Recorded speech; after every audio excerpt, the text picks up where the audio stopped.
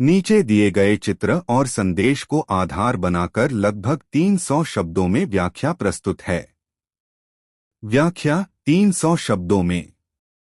चित्र में एक पत्नी अपने परेशान और दुखी पति का हाथ थामे उसके साथ बैठी हुई दिखाई देती है। पति बेहद टूट चुका है, शायद रोजमर्रा की परेशानियों, बेरोजगारी, रिश्तेदारों की बातें, दोस्तों की बेरुखी और समाज के तानों से हारा हुआ है। पहले वह अपने परिवार के लिए दुनिया से लड़ता था, पर आज वह खुद अपनी ही जिंदगी से लड़ रहा है।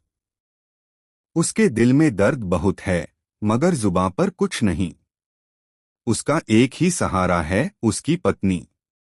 वह बस यही दुआ करता है कि उसकी बीवी उसका साथ कभी न छोड़े। कुरान में अल्लाह फरमाता है कि अल्लाह ने पति पत्नी के बीच मोहब्बत और रहमत पैदा की है। सूरह रूम आयत 21। इसका मतलब यह है कि शादी सिर्फ खुशी बांटने का नाम नहीं, बल्कि मुश्किल समय में एक दूसरे को संभालने का भी नाम है। पति पत्नी का रिश्ता दो दिलों की वह डोर है जिसमें सबसे बड़ी ताकत आपसी भरोसा, रहमत और सच्चा साथ है।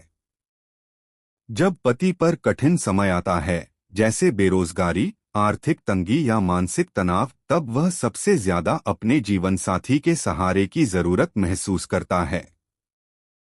समाज उसे ताने मार सकता है, रिश्तेदार उसे कमतर समझ सकते हैं, दोस्त किनारा कर सकते हैं, लेकिन पत्नी का साथ उसके लिए उम्मीद की आखिरी किरण होता है।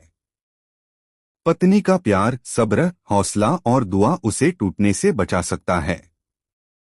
अच्छे दिनों में साथ देना आसान होता है, लेकिन असली मोहब्बत वही है जो बुरे वक्त में भी निभाई जाए। यह आजमाइश केवल पति की नहीं, पत्नी की भी होती है। अगर पत्नी उसका साथ देती है, तो न सिर्फ घर की बरकत बढ़ती है, बल्कि अल्लाह भी ऐसे सच्चे रिश्तों पर रहमत नाजिल करता है। इसलिए शादी एक इबादत है, जिसे निभाना अल्लाह की रज़ा का साधन है। अगर चाहें तो मैं इसे और अधिक भावनात्मक, इस्लामी या सरल भाषा में भी बदल कर दे सकता हूँ।